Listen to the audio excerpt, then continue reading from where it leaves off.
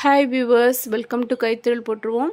இன்றைக்கி வந்து நம்ம பார்க்க போகிறது கார்த்திகை தீபத்திற்கு செய்கிற பொரி உருண்டை. நல்ல கிறிஸ்பியாக வந்து எப்படி செய்யலாம் அப்படிங்கிறத நம்ம பார்க்க போகிறோம். வாங்க வீடியோக்குள்ளே போகலாம். இதுக்கு வந்து தேவையான பொருள் பார்த்திங்கன்னா பொரி, வெல்லம், ஏலக்காய், நெய்.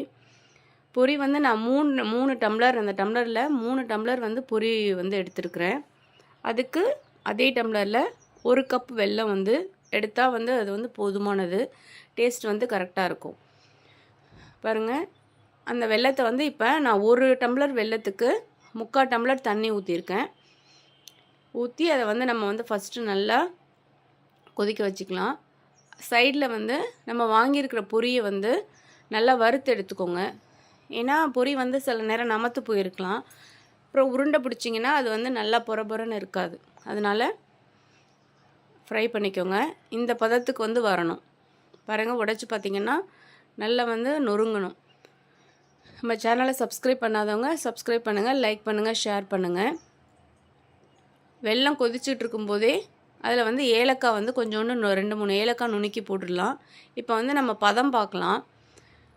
பார்த்திங்கன்னா இது வந்து தேன் மாதிரி தான் வந்திருக்கு. ஸோ இன்னும் வந்து நமக்கு சரியான பதம் வரலை. அதனால் இன்னும் கொஞ்சம் நேரம் வந்து நம்ம வெள்ளைப்பாகு வந்து காய்ச்சணும். பாருங்கள், இன்னும் கொஞ்சம் நேரம் காய்ச்சிட்டேன். இப்போ பார்த்திங்கன்னா நல்லா வந்து இந்த மிட்டாய் பதத்துக்கு வந்து வந்திருக்கும். வெல்லம் பார்த்திங்கன்னா கையில் நல்லா திரண்டு வரும். இந்த மாதிரி இதுதான் வந்து சரியான பதம். இப்படி வந்திருக்கும்போது நம்ம வறுத்து வச்சுருக்கிற இதை பொரியை வந்து அதில் ஆட் பண்ணிடலாம். பொரியை வந்து ஆட் பண்ணியாச்சு. அதை வந்து நல்லா மிக்ஸ் பண்ணி விட்டுக்கோங்க. மிக்ஸ் பண்ணதும் நம்ம வந்து ஸ்டவ் வந்து ஆஃப் பண்ணிடலாம். அதுக்கப்புறம் அதை ஹீட் பண்ண வேணாம், ஸ்டவ் ஆஃப் பண்ணிவிடுங்க. நான் வந்து ஒரு 2 ஸ்பூன் வந்து நெய் வந்து அதில் ஆட் பண்ணியிருக்கேன். உங்களுக்கு எவ்வளோ தேவையோ அந்த அளவு வந்து நீங்கள் வந்து ஆட் பண்ணிக்கலாம். 2 to 3 ஸ்பூன் நெய் ஆட் பண்ணிக்கலாம். இப்போ ரெடி ஆகிடுச்சு. இது சூடாக இருக்கும்போதே நம்ம வந்து பிடிச்சிடணும். ஆறிடுச்சுன்னா வந்து உருண்டை பிடிக்க வராது.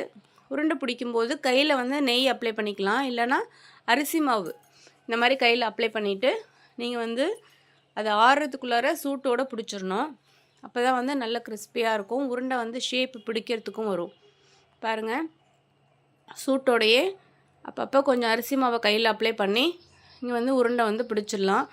ரொம்ப டேஸ்ட்டாக பொறன்னு இருக்கும், கிறிஸ்பியாக இருக்கும்.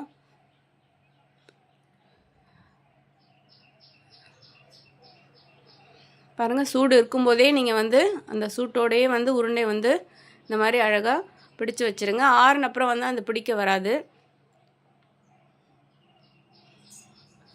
இதில் வந்து கொஞ்சோண்டு தேங்காயை வந்து பொடியாக நறுக்கிட்டு அதை வந்து நெய்யில் வறுத்து போடலாம். நான் வந்து ஆனால் ஆட் பண்ணலை. விருப்பப்படுறவங்க நீங்கள் வந்து தேங்காயும் அந்த மாதிரி வந்து ஆட் பண்ணிக்கலாம். வெள்ளைப்பா காய்ச்சும் போதே பொரி கொட்டும் போது அதை ஆட் பண்ணிக்கலாம். பாருங்கள், உருண்டை வந்து சூப்பராக ரெடி ஆகிடுச்சு. ரொம்ப கிறிஸ்பியாக டேஸ்ட்டாக இருக்கும். இந்தளவு வெல்லம் போதுமானதாக இருக்கும். நீங்களும் இந்த வருஷம் வந்து கார்த்திகை தீபத்துக்கு இதை ட்ரை பண்ணி பாருங்கள். ஆறுன அப்புறம் வந்து பிடிக்க வராது. அதை வந்து நீங்கள் உதிரியாக வந்து எடுத்து ஒரு டப்பாவில் வச்சு நீங்கள் வந்து யூஸ் பண்ணிக்கலாம். பாருங்கள், உதிரியான அந்த பொரி வந்து நான் எடுத்து வச்சுருக்கேன். தேங்க்யூ.